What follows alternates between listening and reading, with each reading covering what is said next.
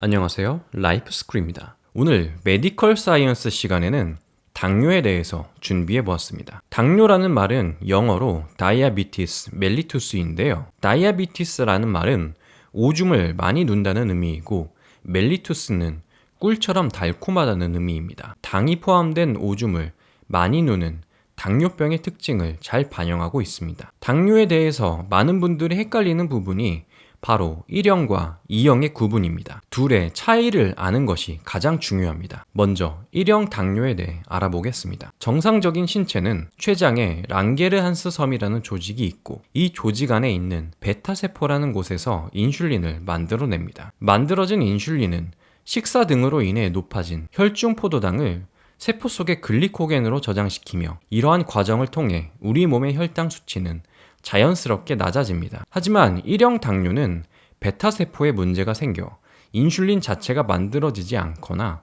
극소량 만들어지게 되어 문제가 생깁니다. 혈당 수치를 조절해주는 인슐린이 없는 관계로 수치가 말 그대로 롤러코스터를 타게 되는데요. 식사 직후에는 혈당 수치가 순식간에 몇백을 넘을 정도로 치솟게 되고요. 인슐린 주사를 맞은 직후에는 반대로 갑자기 저혈당이 되어 쇼크로 쓰러지기도 합니다. 이러한 1형 당뇨병 환자는 우리나라의 경우 전체 당뇨 환자의 2.3%밖에는 되지 않는데요. 희귀한 만큼 환자들이 겪는 고통은 상상을 초월합니다. 혈당이 치솟지 않도록 모든 식사 직후에는 인슐린 주사를 맞아야 하는데요. 평균적으로 한 달 동안 120번의 주사를 맞아야 된다고 합니다. 이조차도 다행인 것이 인슐린이 발견되기 이전에는 1형 당뇨병이라고 하면 100% 사망할 수밖에 없는 질병이었습니다. 하지만 천만다행으로 1923년 프레드릭 벤팅이라는 캐나다의 의학자가 인슐린이라는 존재를 밝혀내었고 수많은 생명을 살릴 수 있게 되었습니다. 그는 이 공로를 인정받아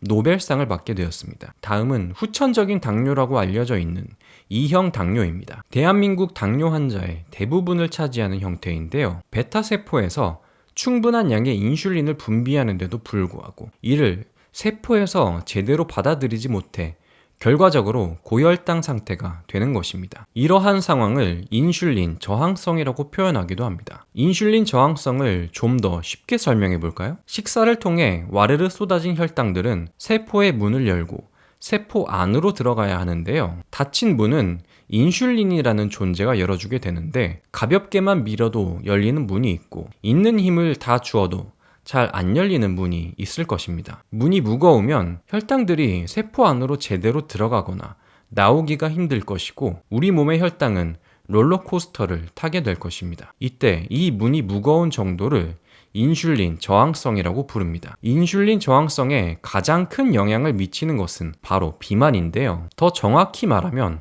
복부에 있는 내장 지방입니다. 유리 지방산이 혈액으로 흘러 들어가면서 다양한 문제점을 만든다고 하고요. 또 다른 원인은 운동 부족, 폭식으로도 불리우는 과도한 칼로리 섭취 등입니다. 그렇다면 초콜릿, 사탕과 같은 단 음식을 많이 먹는 것은 당뇨의 원인이 될까요? 일반적인 사람들의 생각과는 달리 단순하게 단 음식을 많이 먹는 것만으로는 당뇨에 걸리지 않는다고 합니다. 물론 단 음식을 지속적으로 과도하게 섭취하는 것은 비만의 원인이 되고 비만은 당뇨의 원인이 될 수는 있습니다. 지금까지는 1형 당뇨와 2형 당뇨에 대해서 알아보았는데요. 이번에는 당뇨가 왜 위험한지에 대해서 알아보도록 하겠습니다. 당뇨가 조용한 살인마라고 불리우는 이유는 온 몸에 혈관을 망쳐놓기 때문입니다. 높은 혈당은 혈관에 지속적인 충격을 주는데요. 이로 인해 혈압이 높아지고 혈관이 두터워집니다. 끈적해진 혈액은 혈액 내 세포 이동을 방해하고 이는 세균과 바이러스 등의 감염에 대한 초기 대응을 어렵게 하고 정상적인 세포의 기능을 저하시킵니다. 쉽게 이야기하면